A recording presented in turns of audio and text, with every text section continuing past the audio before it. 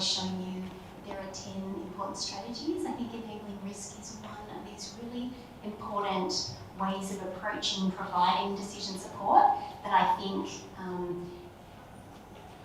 is kind of talk to the essence of supported decision making and our ambition to help people be in control of their lives. I think a large part of enabling people to live the lives they want is, I guess, how we respond to situations that they might want to be involved in that involve risk. So I think in the same way that we're asked to think about capacity differently when we embrace supported decision making, I think we're also asked to approach risk differently and see risk slightly differently. So that's what we're going to talk about together now. I think historically people with disability have been seen as vulnerable and in need of protection. We talked about that as an idea that's very much embedded in substitute decision making. And so I think supported decision making is really about seeing the opportunity and the potential that taking risks can have for people in their lives. So I'd like to read you a quote. It comes from a book actually written by a Canadian and an American. They were trying to think really creatively about how to innovate and create change in social sectors. So not only the disability sector, but in other parts of the social safety nets in Canada. And the two authors, they were based in Vancouver in British Columbia, and I actually met them when I returned to a conference in 2015. And they wrote a book called The Trampoline Effect. And so Gord Tulloch and Sarah Schulman wrote, "It's long past time to rethink risk and vulnerability. Our efforts to minimise or contain these threats can thwart opportunities for those in our care. Living an unfulfilled life carries a greater risk of harm than what may befall someone in pursuit of their dreams." They then go on to say, so long as organisations and governments are the sole owners of risk, and so long as vulnerability is regarded as pathology instead of a human condition, we're at risk of exchanging good lives for safe but artificial ones. So I think that quote, when I read it in their book, it really resonated for me, and this idea of risk enablement that's at the heart of the supported decision-making approach. So I think this approach asks us to not see risk as something that's inherently negative. So when we think about risks, when we hear about people taking risks, or we hear the word risk, do we automatically, does it strike fear in our hearts? You know, do we have that automatic response of like, no, we want to avoid that? I think it's asking us to believe that risks can bring both positive and negative outcomes for people. So it's not living in denial and suggesting that bad things can't come from risks. They certainly can. But I think a risk enablement approach is about working to supporting people and working alongside them to explore the possibilities, explore what might happen, and ultimately make an informed decision. So help them identify risks, work through those risks, and be able to make a decision that's informed about those risks. So what I'm going to share with you now comes from a resource that's available to you all. It's a free resource that you can access on my website, and I'll put a link up for that a little bit later. But the title of the resource is How Can We Make It Work? An Approach to Taking Risks. And I'm just going to go through some of the ideas that are in that resource, but I encourage you to perhaps, if this interests you, this area of exploring, supporting people that want to take risks in their life, that there are some wonderful stories in there from people, real stories of people in different situations that I think are really helpful in illustrating this theory of what we're talking about today. So I think when we kind of take the time to reflect on risks and the risks that we have taken in our lives. So each of us kind of takes a moment to think about a time when you've taken risk yourself. And I think when we do that, we kind of realise how much we learn from taking risks. And I think about the times when I've done that. You know, I moved from Sydney to Melbourne to do my doctoral research. Was at a time in my life when it meant going from a really nice, well-paid, comfortable kind of job and existence to going back to not having very much money at all. I knew it was going to take years. I just wasn't sure whether that would work for me at the start of my decision-making process, but there's certainly risk involved in that for me. When I set up my business, I wasn't sure if anyone would actually be interested in supported decision-making back then. And would they be willing to pay for someone to tell them more about supported decision-making and help them be able to do that? But I was convinced it was something everyone needed to know about, but would others be willing to pay to hear me share that information with them? So I think when we take risks, it really helps us work out who we are, what's important to us. It helps us really know what we want and don't want in life.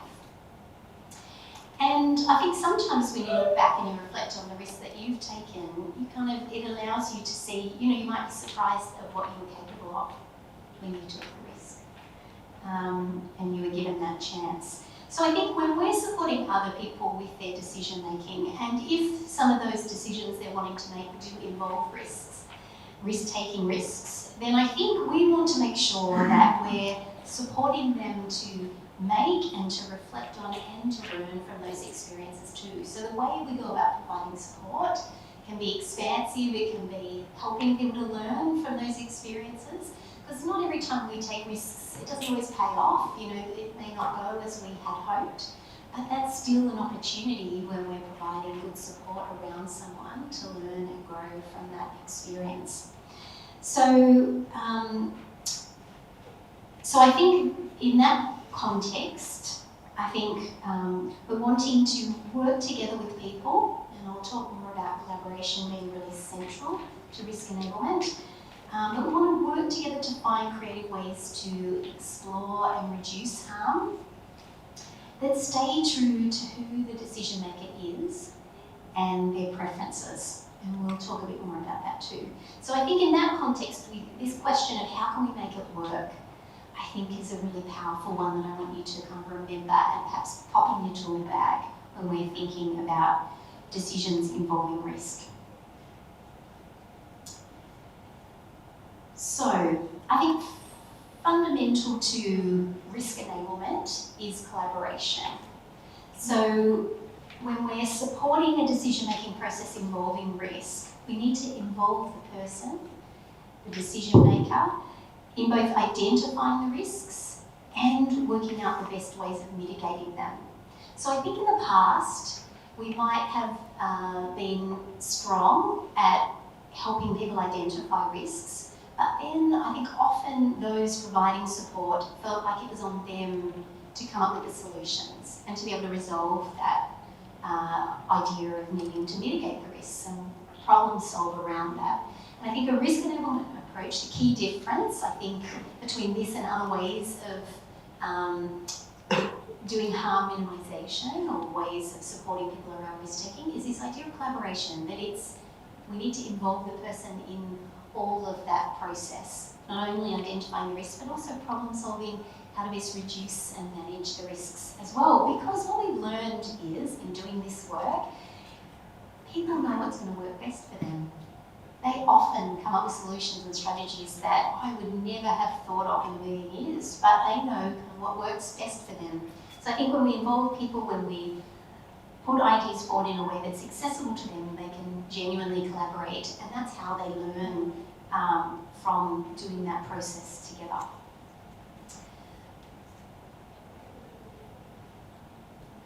So I want you to imagine that a young person comes to you and says that they want to get up close to a shark. No. And I think, say we want to take a risk enablement approach to this scenario. think the first thing that we want to do is to be curious. We want to ask lots of questions.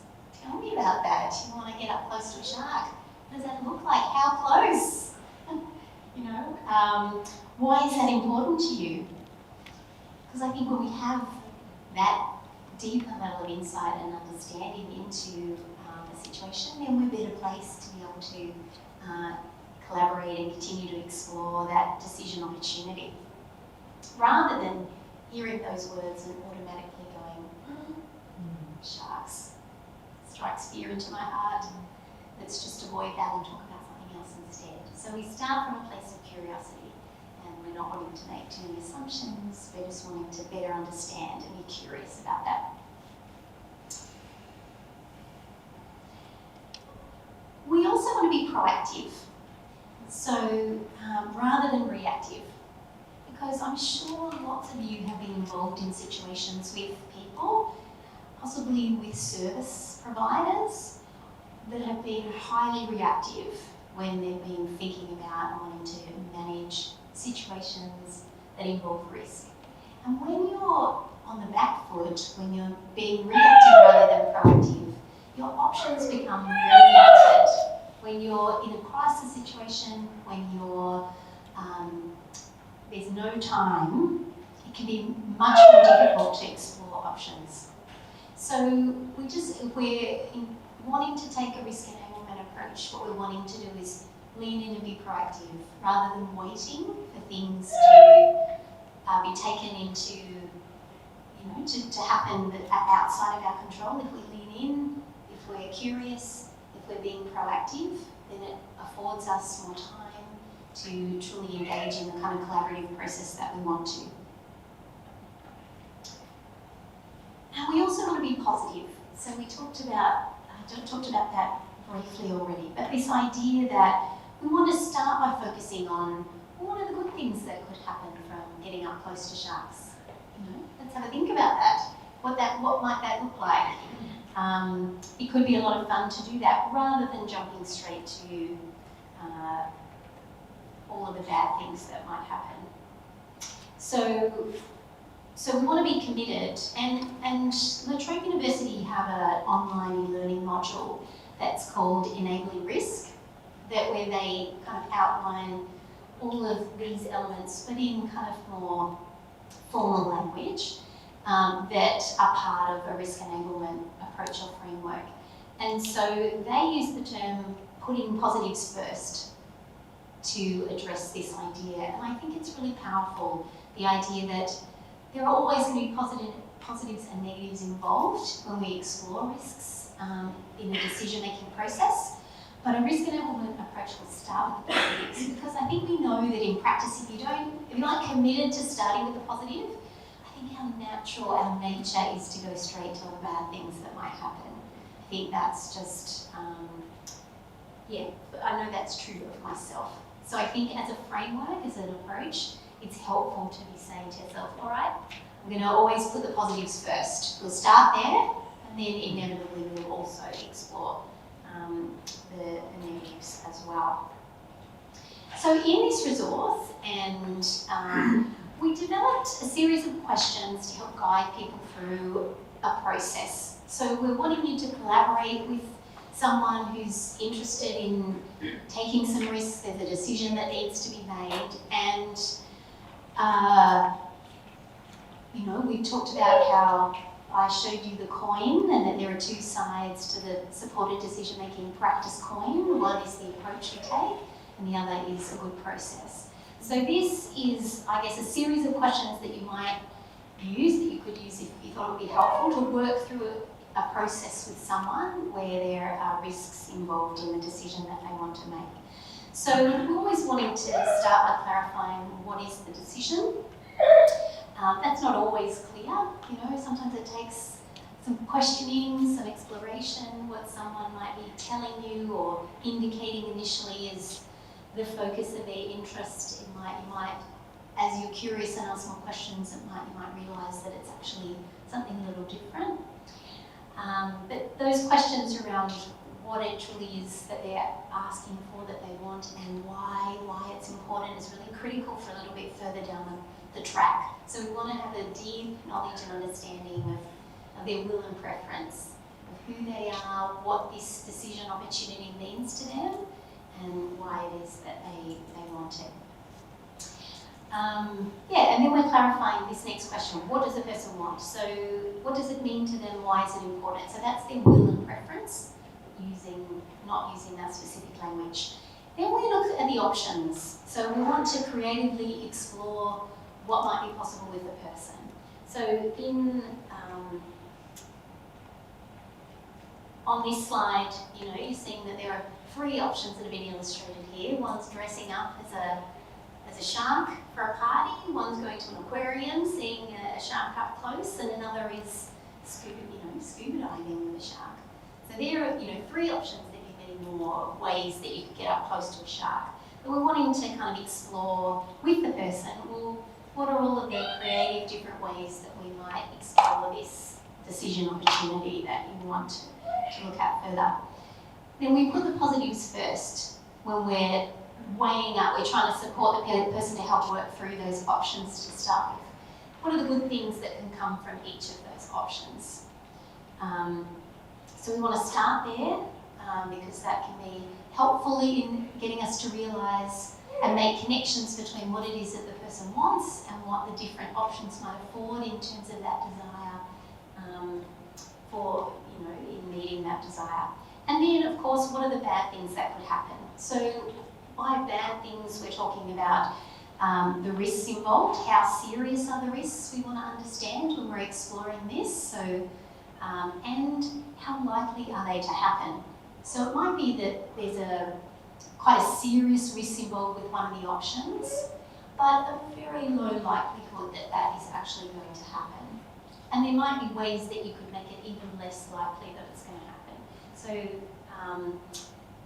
so that's important. So we want to explore the good and the bad things separate to then what can we do to reduce the risks and possible harm. So we just kind of lay it out, what are the risks, and then we collaborate with the person, we kind of sit down with them, and then this can happen, if it's a very simple decision, it could all happen within one conversation, but more than likely, if it's a serious risk, if it's a big decision, it's going to be many conversations that you might be having with someone to be able to meaningfully explore harm, risks that might be involved. It might involve a lot of time being able to develop communication tools and ways of exploring things that are going to be meaningful for someone if they have complex communication access needs. But what we're wanting to do is involve them in exploring, how could we make the risk less likely to happen?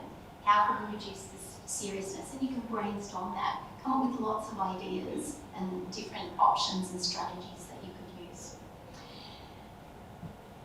Once you've done that, and it might take some time to do that, you want to circle back and say, well, given that, of these options and ways that we could reduce the risks and the seriousness of the harm, what appeals most to the person? What are they telling you is going to work for them? And we're guided by what aligns most with their will and preference. So even if they can't tell us, so say it's not possible for you to be able to engage in that process where the person can clearly weigh up and tell you this option is preferred to me over the other. We're guided by the person's will and preferences, who they are, their values, their commitments, their beliefs, the things we know are really important to them, and what we know of their preferences as well. What have they indicated to us already in terms of what their priorities are, what their preferences would be around these specific options and things. So that's why knowing the person so well is critical to being able to provide this kind of decision support. When we get to this point, now there's a fork in the road in terms of where we go from here. So ultimately, it's about whether or not a person understands the risks. So you've explored all of those, the options, the good and the bad things, the risks and how they can be mitigated. And when you talk to the person, if they're clear about what it is that they want to do, and when you ask them, you're confident that they understand those risks, then they're making an informed decision. And even if that decision might have bad outcomes, then a risk enablement approach says we would respect that as the person's decision. And we would collaborate with them. We might do what we can to support and encourage them to consider implementing the strategies to reduce harm. But ultimately, it's their decision. It's up to them, and they're making an informed decision, even if it's not the one that we would want them to make. But if the person doesn't understand the risks, if you have that conversation, you've gone through a very detailed, collaborative process, and you do not have confidence that what they're expressing to you, that they've kind of fully understood what's at stake, then what we need to do is to lean in further with more support. So at that moment is when substitute decision making usually kind of steps in and says, well, this decision is no longer yours because you're not able to make this decision, you're not understanding and appreciating the consequences of the decision. But a supported decision-making approach says, okay, we're leading with more support and we're saying, how can we support you to act on this decision in a way that stays true to what you want and reduces harm? So we're supporting the context around the person and their decision.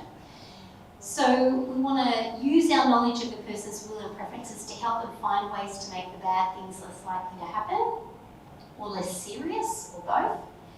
And the strategies that we develop are guided by a principle called the least change to preferences principle. So what we're looking for are strategies that make the least change to what it is that the person is wanting, who they are, and what it is that they're expressing that they want. So I'll give you an example, like a little very short story to try and illustrate this idea of least change to preferences. So Ari communicates he wants to travel overseas alone, and his supporters are concerned that he's going to have difficulty managing his money and become confused when people are speaking in another language.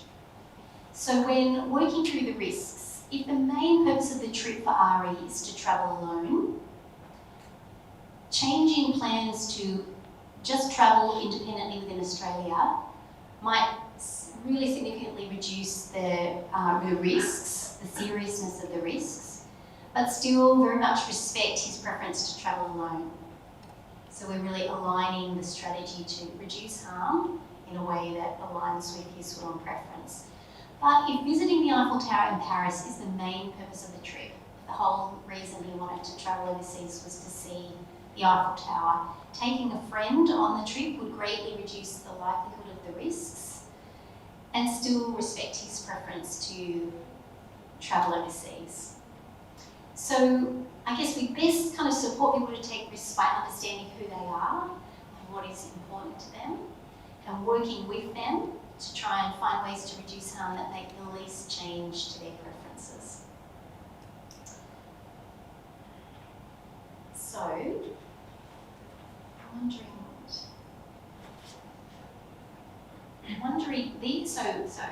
the resource I'm talking about can be found here at my website. There's a tab when you go to decisionagency.com.au that has resources, and you can find where to download the How Can We Make It Work approach to taking risks document. There's also a guide that I was involved in developing with Deb Rouget from Belonging Matters, who's here at the conference. It's a supporter's guide, how to support everyday decision making, and it's got lots of information if you're interested in a process. So if there is a significant decision that you're supporting someone to make, it might involve risks, it might not, but it's a significant decision and you want to use a process, there's a process that's mapped out in that resource, and it has a series of questions to help you clarify what each of the key elements of a good decision-making process are. So I think that can be a useful tool if that's something that you're willing to explore further. You think about theme of risks you've taken in your own life and choices you've made. Like, I remember going overseas. I'm hearing impaired. I got hearing impairment when I went traveled back in India. Got a hearing impairment, which is permanent. But the idea, if someone had said to me, in retrospect, would you have preferred if someone had said you're not allowed to go to India? No, I'm not. Even now, I would not have preferred that, because the ability to make your own decision is so important. And I'm sure others here are like me. If someone said to you, for dinner tonight, you're going to have this. You're at a restaurant, but as a menu, you're going to have this. If that's the dish that I would have ordered, I would order something differently, just for the sake of making my decision. And lots of people are like that. I remember I used to, this is a kind of a father joke, I've got twin daughters who are now adults, but when they were learning to drive, it used to amuse me sometimes. They'd be driving home and they knew the way home. You know, our street would be the next street on the right, and they knew that, and I'd be sitting in the passenger seat as the instructing driver saying, and now take a right here. It would annoy the hell out of them so much so that even one of my daughters once took a different route home just so that she didn't have to do what I had just said. So the ability to make your own decision is so central that for many of us, it's so foreign, the idea that you wouldn't have that power, that it's difficult to imagine the harm that can be caused by having that taken away. And I'm saying that about myself as much. The other thing, another observation before I'm getting into my talk, I'm using up my time. The other point to make, and everyone will pick this up, of course, is how, just reinforced to me, listening to Taylor and Hazel before, how subtle communication is. I don't know if you know, you will also have seen this, when Hazel was talking at one stage about things that are a little bit harder, Taylor started dropping it back. In a sense, not surprising, but there's just so much going on there, and we all know from various social settings where we're in, like I can tell there's a positive vibe in this room. You can go to other rooms and you think the vibe's not positive. But put into words, why is that? It's very hard to articulate. So communication is so subtle, and even when you're supporting someone to make decisions, people, and especially if you know them well, people will the person being supported will read the supporter as well, and you can be so subtly influencing. And that's just a fact of life. But yes, it's just something that came through when I was listening to Michelle and people talking. All right, I'm going to now do the right thing and get into what I was going to say. I'm taking us back. I'm just going through those. Am I going the wrong way? Oh, that's right. So back to the high level of law and so on, then I'll come back more into where we've been in the last sessions at lunch. Just to let you know, there are guardianship law reviews. There have been or are going on in most jurisdictions in Australia. I've just put those here. So Queensland, Victoria, Northern Territory, ACT, New South Wales, Tasmania. There's one in WA at the moment. They are all, the point I wanted to make here, they are all moving in the same way. It's almost like water following a watercourse. They are all going in the same direction in terms of what's going to happen. These are the changes that are occurring. The laws are seeking to limit substitute decision-making appointments to situations of absolute necessity. So that's getting tighter and tighter, and it should be getting tighter and tighter. I'll tell you about why this is important in a minute. Another reform is we're enabling people to appoint their own supporters and for guardianship tribunals to appoint supporters.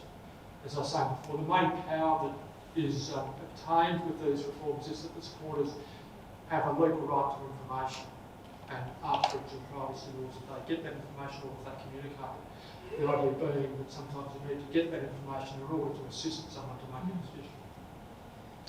And the third point there is to require any substitute decision making. So even if you do have a substitute decision maker, they have to adopt a will and preferences approach, which means make the decision the person themselves would have made, not something simply that the decision maker thinks is in the person's best interest. So So this is a paradigm shift that's occurring, and so that's happening at the kind of level of law. What's happening in practice comes behind that, and in some ways has preceded it as well. So the law is, in a sense, catching up with reality, but it's also making some important changes for those people who are captured by these legal provisions, particularly around adult guardianship.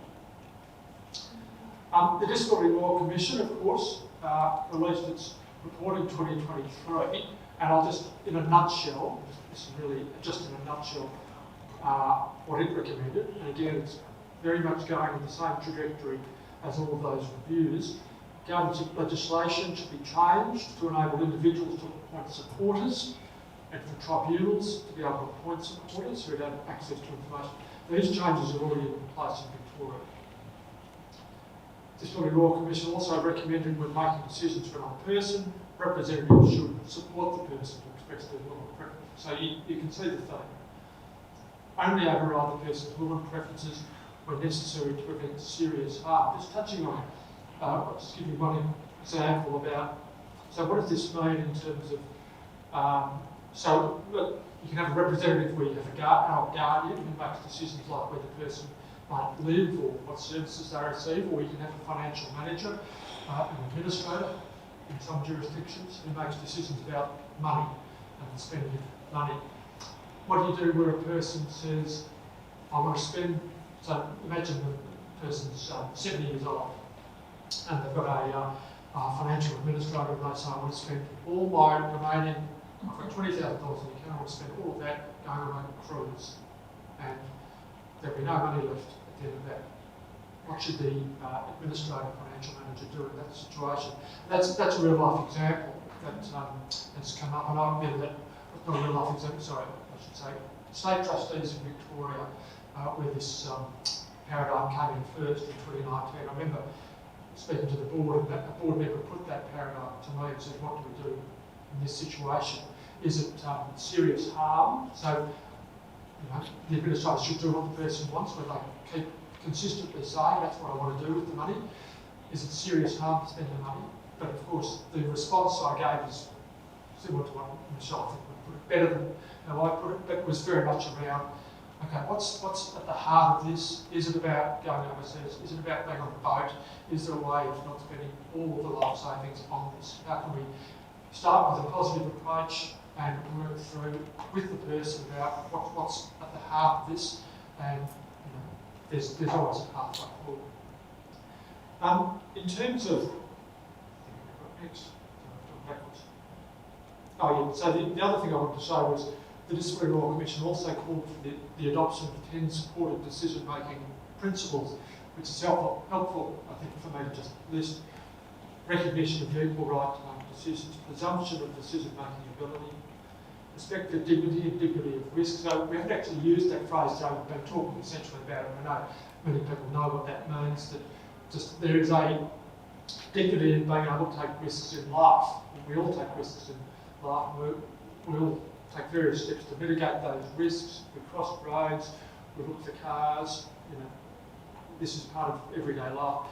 But to be denied that is to be have a kind of core element of being human taken away from you. Recognition of informal supporters and advocates is very important.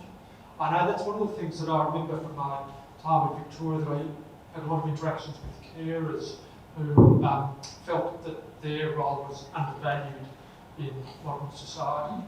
And it's very important for informal supporters and advocates to be recognised, and that's something the Disability Law Commission acknowledged.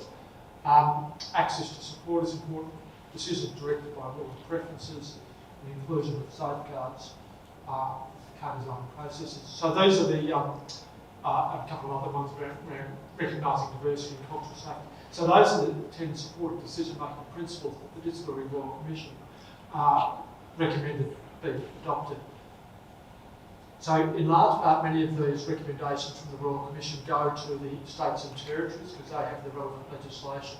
And all states and territories are working through their responses. I know Queensland is as we speak.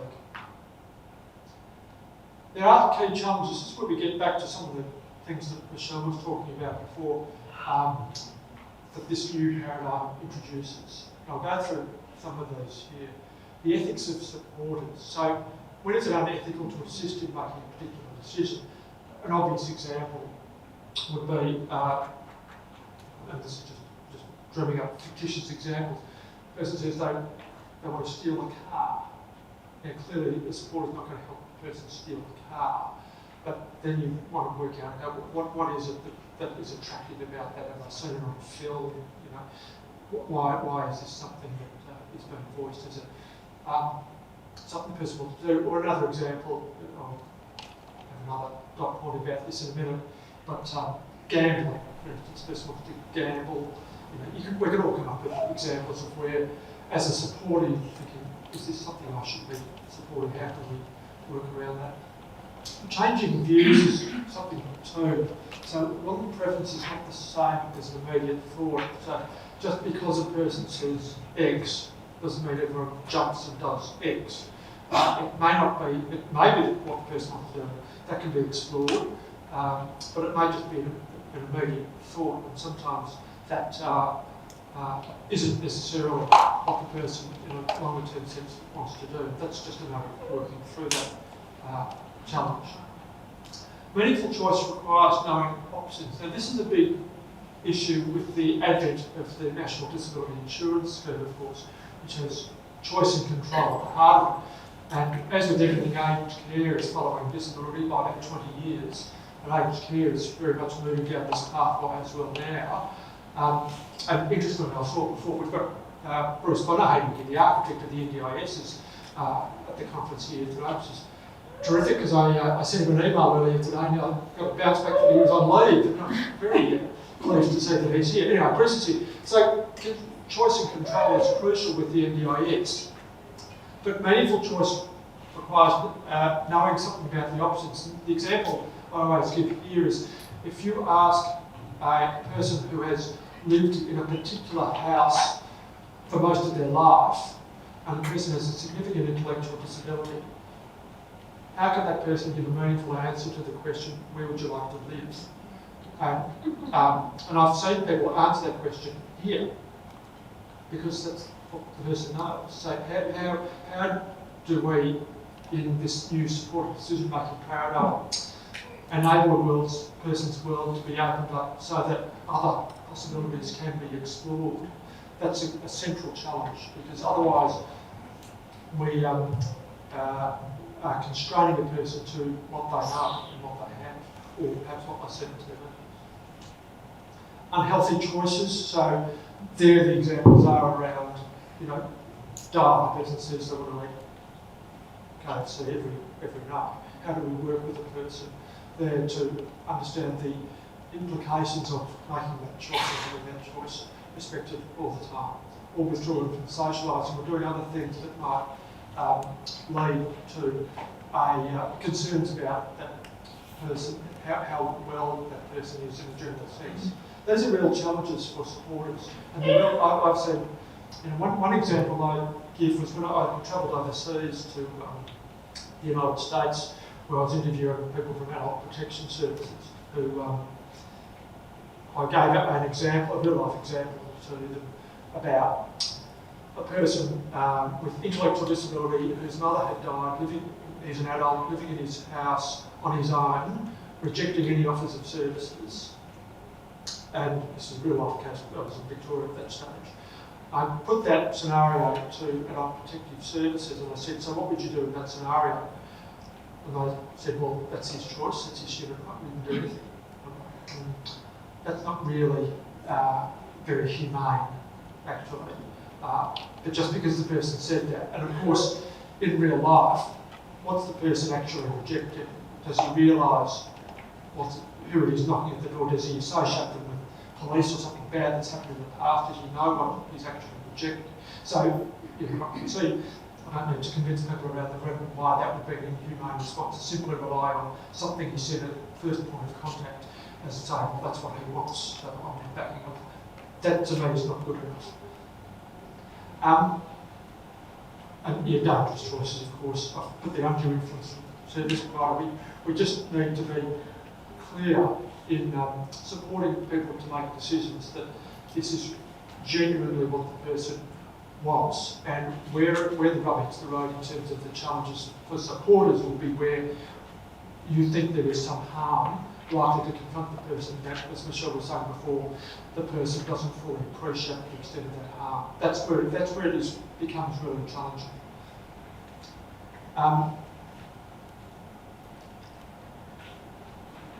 got a couple of publications there. The one on the left is a guide put out by a couple of agencies, some terrific advocacy agencies here in Queensland, ADA Law QAI, support decision making. What this does really is just give people access, supporters access to information around making key decisions in a person's life. And the one on the right is a small publication of a book that my office put out, just from containing 9 short pieces by various Queensland agencies about how they're trying to implement supported decision making in their practices. And that photo on the right is by a guy with intellectual disability, Andrew Pemberton, who produced that piece of artwork for the just in front of the cover. I'm winding up, we've had a number of trials in terms of support decision making, including Michelle. So it's interesting actually, Michelle, here when you talk about the risk you've taken in your life moving to Melbourne, because I of course was in Melbourne when you moved to Melbourne. I thought, great, Michelle's coming to Melbourne, to study and to look at the down supported decision making, which I thought was fantastic. Just interesting reflecting on my experience with that. It's not that straight, and yours was, wow, what am I doing? Same experience. So we've learned a lot from trials. No surprise to anyone here, support decision making takes time. We know that it's hard to be too instrumental when promoting support decision making. So what I mean by that is, you know, and this is kind of news to some people who are unfamiliar with supporting people with disabilities to make decisions, but people don't turn up with, hello, I would like support to make my decision to live somewhere else, which is not how it doesn't work like that. It's iterative. And the relationship, of course, we saw earlier with Carla and Hazel, that the relationship is clear. Cataract surgery is an example. We ran a small trial when I was over in Victoria where we were trying to connect very isolated people with volunteer supporters. It was about to finish, thanks.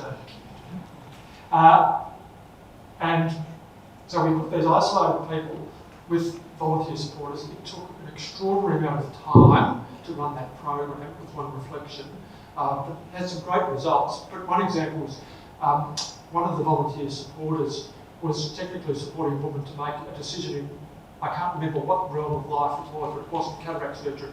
And he got to know her, and it turned out that she needed cataract surgery, and the supporter's wife had had cataract surgery, and their relationship was such that she ended up choosing to have cataract surgery, even though she'd rejected it in the past, because she got to know the supporter and heard about his wife and had enough confidence to go ahead.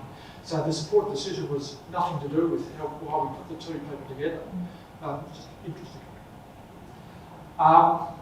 And another project that I'm involved in at the moment with the Office of Public Guardian and one of the big disability organisations here concerning people under adult guardianship orders, where we are showing a very small demonstration project that something that's really kind of obvious too is that with enough support, some people under adult guardianship orders needed them.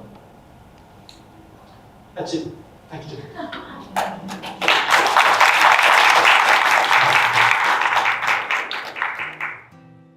This has been, for me, a really fabulous session, and I'm really quite honoured to be given the task of hosting, the opportunity, as I would say normally.